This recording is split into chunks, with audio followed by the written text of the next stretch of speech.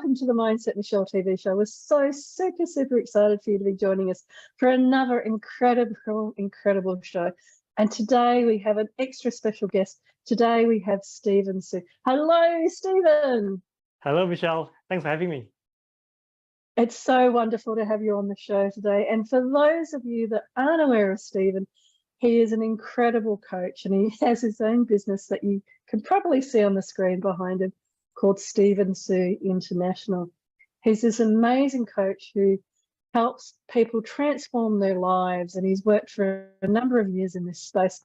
And actually before that was working as an accountant and a CPA. So I'm fascinated, Stephen, how did you go from what you were doing to your career and what you're doing now? And what was that journey like? And please share with people, how did you come to be an incredible coach today? Absolutely. And first of all, thank you for having me on your amazing show, Michele. Really good to be on here and share a bit of my journey with your audience, with your amazing audience. So look, let's go all the way back to my journey. You know, I was born and raised in Malaysia, right? And as a lot of Asians, as your audience will know, you know, it's either you become an accountant, engineer, doctors, and maybe, you know, some, you know, engineer, I mentioned that as well. So I was, you know, in the accounting line, and I got my degree in accounting in Melbourne, and that was back in 2001. Yeah, that I got my degree in accounting, right? And I fell in love with this place, this amazing country, and Melbourne as well, and I decided to stay on. I couldn't do anything else. The choices back then were, do I go back to Malaysia or do I stay on? If I stay on, I need to do something. And I took on the Masters of Accounting as well, just to stay on, right? And that was a very good experience there. And got my CPA qualification as well. And then once I finished my degree, and the next thing was, you know, going to work, right? And very amazing to join Deloitte as a financial audit, yeah, and which is really good. And it's a wonderful experience. And the reason I'm saying it, and that was back in Malaysia. And a wonderful experience because it really pushes the resilience, the boundaries, right? And also the mindset of you, because look, when I was working there, I started at 8 o'clock and I finish when the work finishes, right? There's no set time, right? Sometimes it's like 6 o'clock, sometimes at 9 o'clock at night, sometimes it could be 2 o'clock in the morning, yeah? But it really builds up the resilience, and that really, it's a really cool skill set to have. You know, and that helps me really much as I moved back into Melbourne back in 2007. And I got married in 2006, and I moved back with my wife, Lily, and I got back to Melbourne in 2007. And I was, you know, I was in the charter world, and then I went into corporate, yeah. And it's a I was in the corporate for a number of years, really, again, really good experience. Worked my way up the structure and into accounting, into financial management, into risk management as well, right? Looking at businesses in the company that I was in. And what happened back in 2016, right? Apologies there. So what happened back in maybe I think it was back in 2015. I realized that I was, you know, I very quickly moved from an outperformer throughout my years in the corporate world into an outcast in a span of 6 months. Yeah, outperformer to an outcast in a span of 6 months. And when there's a huge, very fast transition, right, from an outperformer to an outcast, and that really takes toll to my mindset, to how I feel as well. Right, and I know that at that time I was really unhappy, and what I didn't realize was that I was actually in depression. I was like, nah, can't be. I can't. You know, there's no way I'm in depression. I knew that I was unhappy, and I did a lot of work on myself to actually got myself out of that state of really massive unhappiness. And then once I got out of it, then I started to realize that, wow, it was actually depression that I just went through.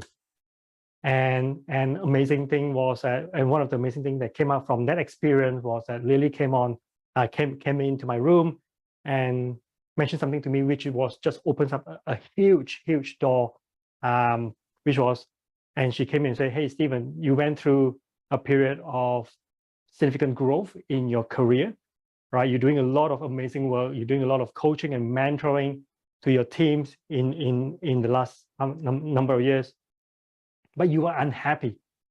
Why not do something that makes you happier? You got amazing skill set." Like, well, you're right, and that just opens up a door for me to step into what I'm doing right now, into my coaching business. Instead of working for someone, I'm working for myself and my family. I've got 3 really young, amazing kids. I work for them as well, right? And Lily as well. And that's how business started from there. Wow, what a journey. And I really felt how heartfelt that was. Thank you so much for sharing that. What I'm sure many viewers can relate to around the social, the cultural kind of conditioning around this is, my career. You put it so well, you can be an accountant or a lawyer or a doctor. That was your career path and your options. And how beautifully you shared that you did that, and you went up and you went up and you were successful and you grew and grew and grew. And then in 6 months you went to, outperformer to outcast. And I'm sure many people watching can actually relate to that in terms of what's happened within their own careers. And so beautifully that you now have different bosses. You have the 3 children and your wife Lily as your bosses. Yep. And as people to keep you accountable and keep you motivated and happy with your own business now, which is Stephen Sue International. So Stephen, with this incredible journey, and I think it's a very profound journey, because people watching will say, "Oh yeah, Stephen did it, so I can do that too." But before we go there, I'm sure they're also interested now, what does success mean to you today, to you as a person? What does success mean?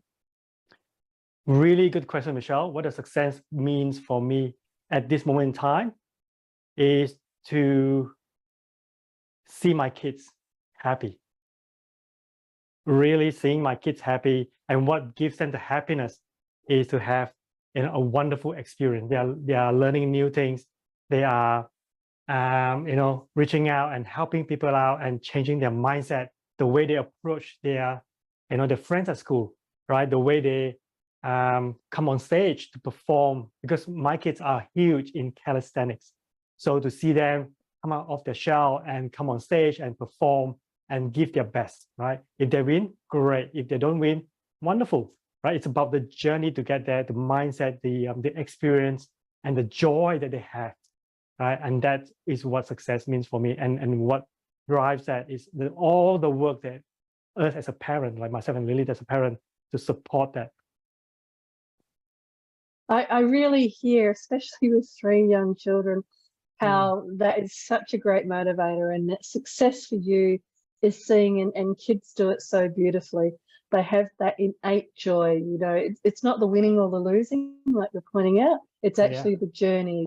Kids are wonderful for having such being in the moment. They are great teachers about being in the moment and having that joy. Absolutely.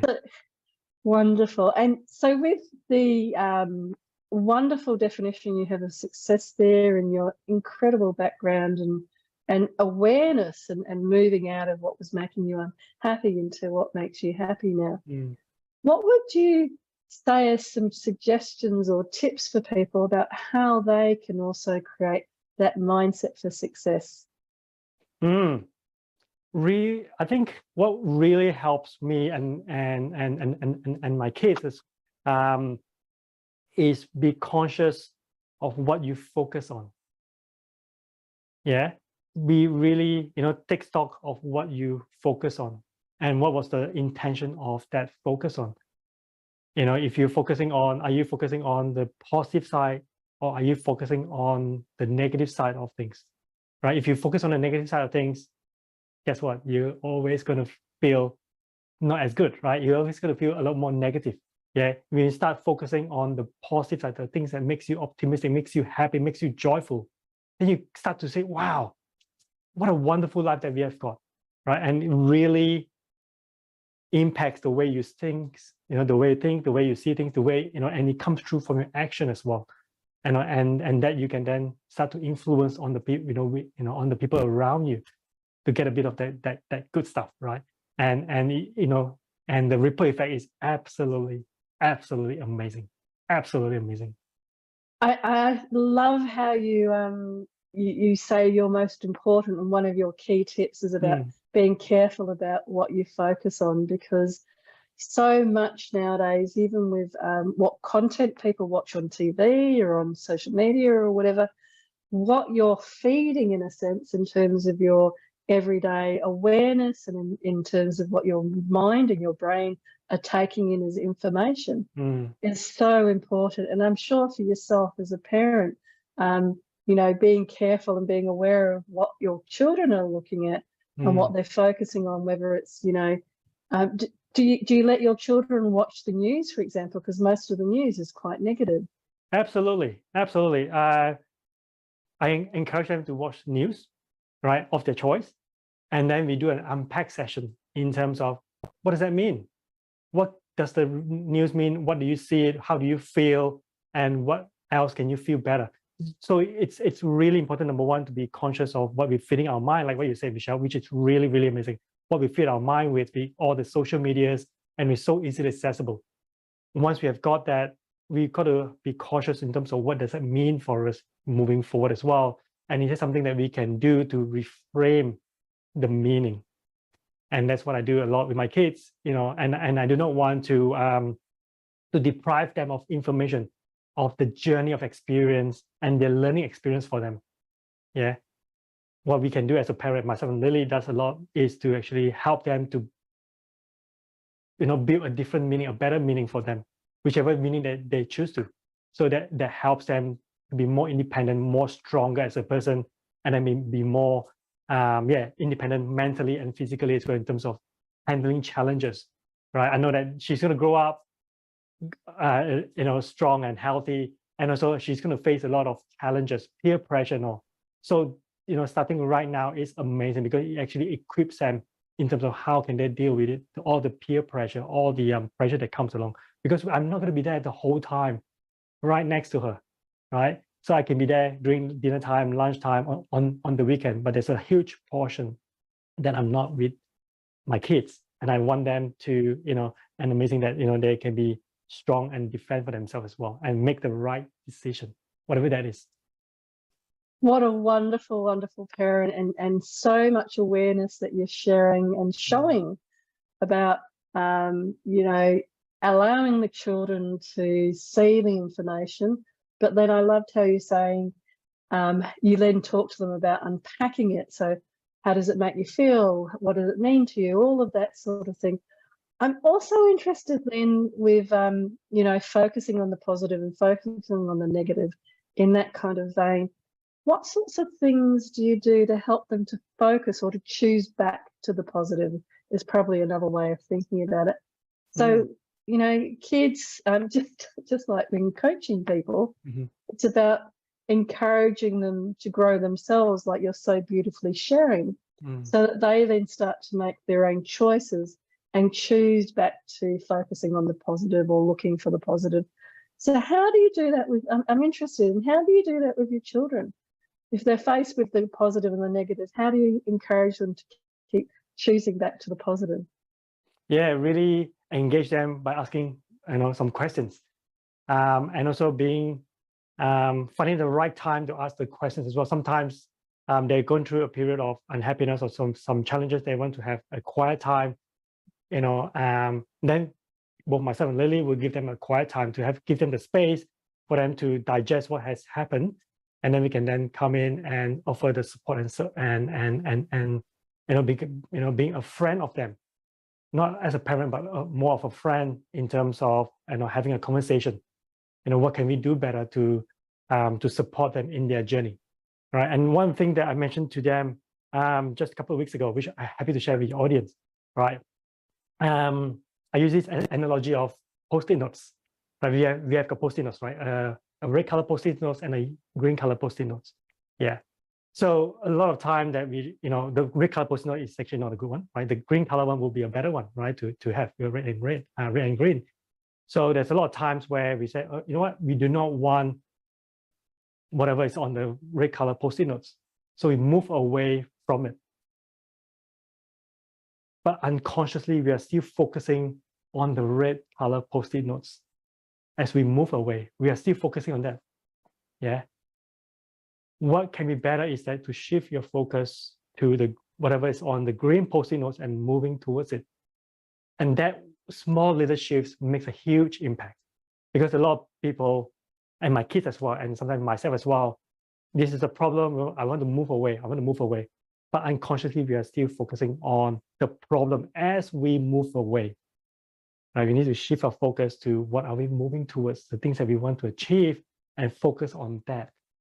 And that really, it gives you a better emotion, right? It changes your emotion. It gives you more creativity. It gives you more happiness. It gives you more energy, right? It's like, oh, it is amazing, right? Because you're focusing on what you want to move towards, what you want to create, what you want to achieve, not the problem. I love what you're saying, and my mind's just going bang, bang, bang, because I'm thinking of all of the similar examples, especially to do with children, but it works with adults as well, because it's all about that languaging and the programming that you do and that you role model for others around, where to place that focus. And you so beautifully shared about how with the green and the red post-it notes, even if you tell somebody to focus on the green post-it note, they're still going to be, the energy is still tied to the red post-it note, because, that's even more dramatic, more exciting, more danger, more whatever. So it can be a little bit hard to let go of the red one to focus on the green one. But I'm reminded in terms of language about when, if you're seeing a child carrying a glass of water or a glass of milk, for example, and you say to the child, don't drop the glass. Now, what the child actually hears and what we hear, what people hear, is drop the glass. They don't hear the drop part, don't. They don't hear the don't part. So just like your red post-it notes, what they're hearing is drop the glass, drop the glass. So even though they're focused, and you can see, the child or the person's carrying and they're focused on carrying the glass safely, what they're hearing or what their brain's rolling around in is drop the glass, drop the glass. Yeah. So if your language is hold that glass carefully, then what you've programmed into the child is hold the glass carefully. And so that language and those subtle keys that you would know as well as a coach, those subtle keys of how you use language to stay focused on those green post-it notes.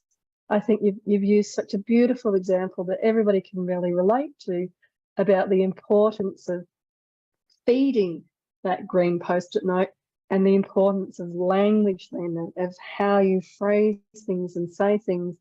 And I'm sure with your children, it comes out when you're engaging them and talking about the meaning behind things. So the meaning, in that example of carrying the glass, it might be, carrying the iPhone or carrying the this or carrying the that. 100%, and absolutely well put, Michelle. And I could not agree more. The internal language or the language that we use really have a massive impact.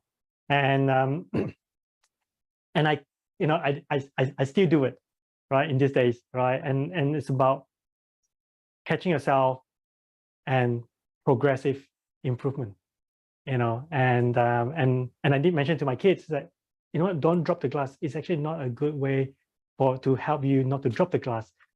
Yeah. And actually verbalize to my kids so that they actually understand why am I saying it differently, and build them up as well, and helping them to become a better parent, right? And a better friend as well.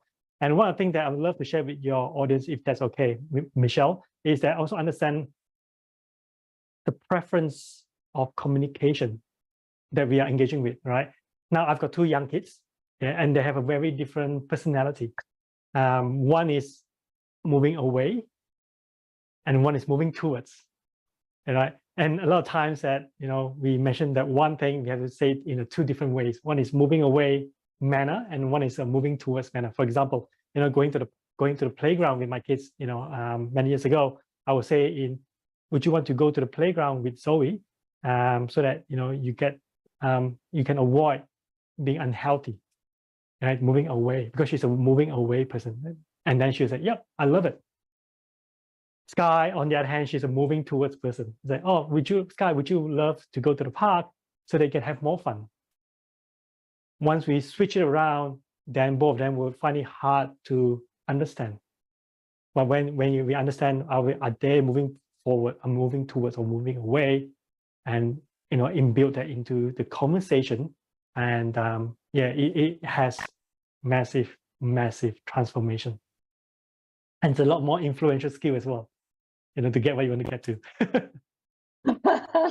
I know we're using your beautiful children as an example here, but you raised a brilliant point there about the way of communicating or using that positive talk, and how it can still, even with even more beautiful subtlety that you're expressing there, be about how you're communicating and what motivates people. So is moving towards something, let's go have fun and let's go down the beach and have lots of fun times, or moving away from, if you don't go down the beach, then you might miss seeing your friends or getting fit or having fun in the sun while it's still summer, etc.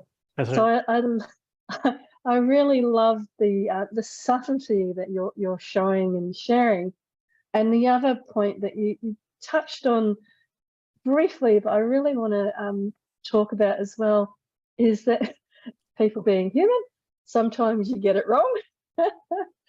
And sharing then, what you're doing in the process that you're using with your children, so that they can, through your role modeling, also learn again that it's okay to get it wrong. You don't always get it right. But then this is where you've realized, and you've then started to change the language that they use so that they can then feel. And have you done that with your daughters or your children, when you've maybe got it wrong and then you've changed it and you've shown them? And did you ask them at the time, how did it feel with you using the different words? Yeah, absolutely. And what does those words mean for them? And it's all about, a lot about meaning that we really practice in our household, because the meaning affects your emotion, right? And the emotion that affects your actions. So really unpack it, and and it really sets a tone in terms of, it's okay to make mistakes, and it's okay to learn from it. And what's not okay is to ignore it, and what's not okay to sweep it under the carpet, right? And also giving them a class example that, Dad doesn't know everything, right? And I'm learning as much as they are learning as well at the same time, right? And the best thing is to come forward, ownership, right? Own up to whatever we have done, good and bad and all in between, and talk about it. What we can do better, what can we do differently, what we can do that makes everyone happier. Yeah. And by changing the meaning. And look, yeah, we do have a lot of conversation on that front. Sometimes it goes really well. What, Dad, I get it, let's move on. Like, Dad, what are you talking about? Right? I do have that. And that's where, like, okay, cool, let's come back at another time, right? So got to be really intuitive. But it's not always hitting the mark in terms of the delivery and all, but it's always finding a new way to engage them differently, because they are growing so much quicker, right? Because they are growing, and they're picking up all the influences and information in their surrounding as well, which I'm not part of, right? Schools and everyone else. So got to be really flexible. We got to be really flexible. And I love how we're talking about children, but all of this is obviously really applicable for if you're leading teams in a company, or if you're a leader, because it's a similar kinds of processes and really subtle art of, and I loved how you shared then, you don't always get it right. And it's also sometimes walking away if they're not being well, if they get it, then great, you kind of move on. But if they're not getting it, and then perhaps moving away, and I just kind of want to link back a little bit again to you, because what you're describing is showing a lot of self-awareness and a lot of self-journey and self-vulnerability. Do you think that as something for learning about creating that positive and that mindset for success, these are things that you've developed over time and you keep developing? Yeah, it's always that I'm continuously learning and growing. Yeah, because yeah, so what you learned 2 years ago and what I've learned throughout the last 2 years, for example, is always going to be the whole new level up. There's always a new, next level up. Yeah. It only stops when we decide to stop. And there's always a whole new level up. It's always development, continuously develop. And the moment that we decide that, all right, I'm not going to learn anymore, and that's where the danger comes in. And I think that you raised a really good point there about, what you learnt 2 years ago will be different today, different in 2 years' time from now. And that when you stop learning and stop growing in that sense, it does, people might think it's harder work to keep learning and to keep growing, but it's actually harder work to not keep learning and not to keep growing.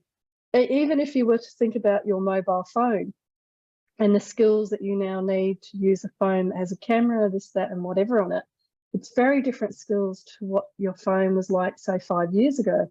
And it'll be different again to what the phone is like in, say, another 5 years. So that continuous learning and growing, sometimes some of the people we work with, they kind of categorize it. I can't learn this at work because it's too much. We've been through too much, this, that, or whatever. And then you talk to them about the mobile phone or, the TV at home or whatever. And then they can kind of see, well, actually, we are learning, we are growing. Yes. And it's just that they have to kind of reframe it, which is what you talked about so beautifully at the beginning. And Stephen, if people did want to get hold of you and talk to you some more about your coaching, your parenting, even. There may be parents out there, but I can see Freedom Mastery beautifully captured in that banner behind you. But what's the best way of people getting hold of you? Yeah, thank you. The best way would be on LinkedIn. You can find me on LinkedIn. Type in my name on LinkedIn, you'll be able to find myself. Or if you're on Facebook, Central Connection on Facebook, and send me a message as well, saying that I've watched your interview with Michele. I really loved it. Love to connect, so that I know where the source is coming from, so I can accept you personally, accept it, right? Because we do get a few spammy ones these days. So yeah, I'm also very conscious what I feed, and in my community as well. So yeah, and I think that's a really beautiful way of pointing out about people reaching out and connecting with you, whether it's through seeing you on the show like today or where we met, an optimist breakfast. Yes. That those connections are really quite important. And so otherwise, yes, the more spam that's coming out, the more people are just kind of ignoring it. And quickly then, if you were to give some advice to your younger self, what would that advice be? If I were to give myself, a younger self, an advice, what would that be? Wow. I'll give myself 2 advices. I'm greedy here, right?